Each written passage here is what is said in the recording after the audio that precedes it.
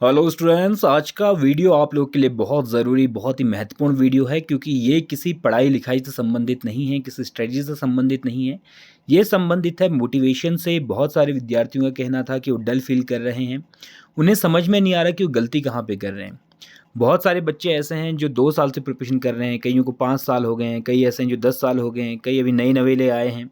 ठीक, तो अलग-अलग किस्म के बच्चे हैं, लेकिन परेशानी सबकी यही है कि समझ नहीं आ रहा कि दिक्कत कहाँ पे हो रही है, फ़ेल क्यों हो रहे हैं, कैसे फ़ेल हो रहे हैं, फ़ेल होने का कारण क्या है? देखिए, फ़ेल होने के बहुत सारे कारण हो सकते हैं। अगर आप गिनाने बैठो, मैं अगर किसी से पूछूँ क्या फ़ेल होने का कारण है, तो बहुत सारी चीज़ें हो सकती हैं। पहली चीज़, मैक्सिमम लोगों का ये कहना होता है कि हमें सही गाइडेंस प्राप्त नहीं हो पाया।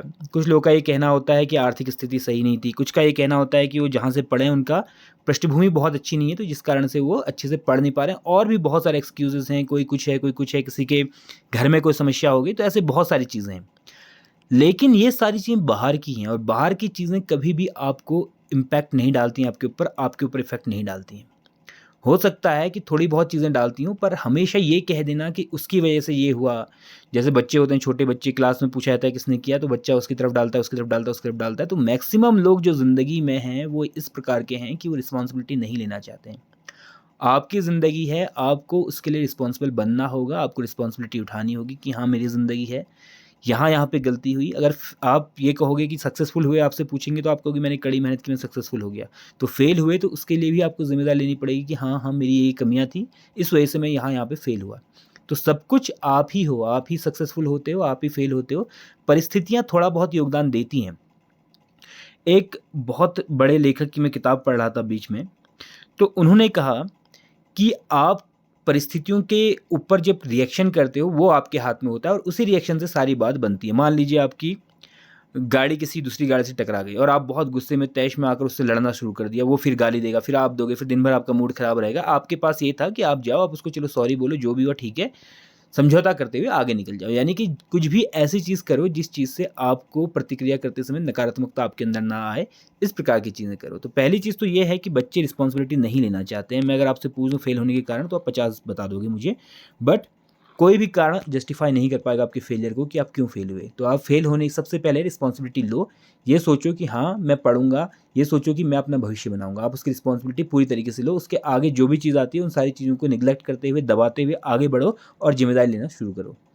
हर किताब आप पढ़ोगे, कोई भी अगर आप सेल्फ हेल्पिंग बुक पढ़ोगे, अच्छे स्टैंडर्ड की किताब पढ़ोगे, तो उसमें ये चीज़ हमेशा दी हुई है।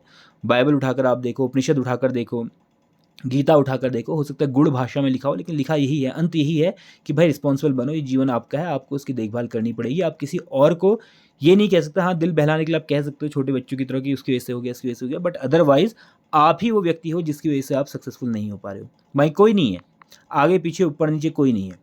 कई सारे ऐसे लोग हैं दुनिया में जिनके हाथ नहीं है, पैर नहीं है, फिर भी वो सक्सेसफुल हैं। कई लोग ऐसे हैं जो छोटे हैं, काले हैं, मोटे हैं, हर तरह के लोग सक्सेसफुल हो रहे हैं। तो आप क्यों नहीं हो रहे हो? आप तो सही आदमी हो, फिर भी सक्सेसफुल क्यों नहीं हो रहे हो? ये एक जो सोचने का तरीका है, उसको बदलने की बहुत आवश्यकता है। हम लोग क्या होता है कि परिस्थितियाँ हमें इम्पैक्ट नहीं डालती। एक मैंने पढ़ रहा था पिछली बार, यूपीएससी में भी ये क्वेश्चन आया हुआ था, यूपीएससी में भी ये मतलब निबंध पूछा गया था कि जो कश्तियाँ हैं वो समंदर में जाने से नहीं डूबती हैं, वो तब डूबती हैं जब उसमें समंदर का पानी घुस जाता है। तो सही बात है, यानी कि जब इस नकारात्मक संसार में आप अपनी कश्ती लेकर जा रहे हो तो जाहिर सी बात है आप तैरोगे, क्योंकि आपके पास कश्ती है। लेकिन आप डूबने लगोगे कब जब आप वो नकारात्मकता को अपने अंदर ले लोगे, वो नकारात्मकता आपके अंदर पानी बनकर आ जाएगी, तब आपकी नाव डूब भगाने लगेगी और आप डूब जाओगे। यानी कि आपके डूबने का कारण है वो नकारात्मकता को एब्जॉर्व करना, उसके प्रति प्रतिक्रिया देना। मान लीजिए आपको डिस्टर्बेंस हो रहा है कहीं पे, तो आप उसके बाद चिल्लाते हो, तो आप 10 मिनट अपने चिल्लाने में व्यर्थ करते हो, उसके बाद दिन भर उस घटना को सोच कर या तो परेशान होते हो या फिर डल महसूस करते हो। तो मेन चीज़ ये है, पहली चीज़ कि रिस्पॉन्सिबिलिटी लेना सीखो कि हाँ, हो गई गलतियाँ ठीक है, अब उसको सुधार कैसे किया जाए, उस पे आगे बढ़ने की बात है।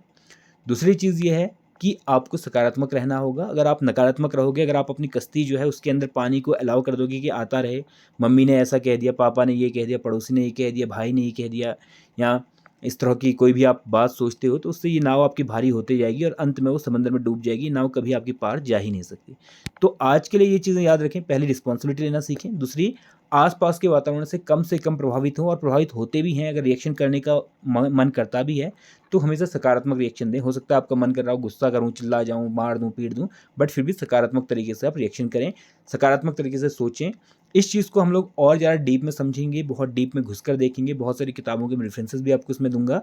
पर अभी के लिए फ़िलहाल ये 2 चीज़ें कीजिए, परेशान ना हों, जितना खुश हो सकते हैं उतना अधिक से अधिक खुश रहें और ये सोचें कि आप ही हर चीज़ के लिए रिस्पॉन्सिबल हैं, तो आप ही को इनिशिएटिव लेना पड़ेगा। कोई चमत्कार जीवन में नहीं होने वाला, कोई चमत्कार होगा भी तो तभी होगा जब आप उस प्रकार से कर्म करेंगे, तभी चमत्कार होगा। चमत्कार ऐसे नहीं होगा कि अंधेरे में कुछ हो जाए, ठीक है? कोई आपके ऊपर हाथ रख दे और आपका दिमाग जो है वो 100 की स्पीड में भागने लगे, ऐसा नहीं होगा। तो जल्दी मिलते हैं एक नई वीडियो के साथ, तब तक के लिए ध्यान रखें अपना।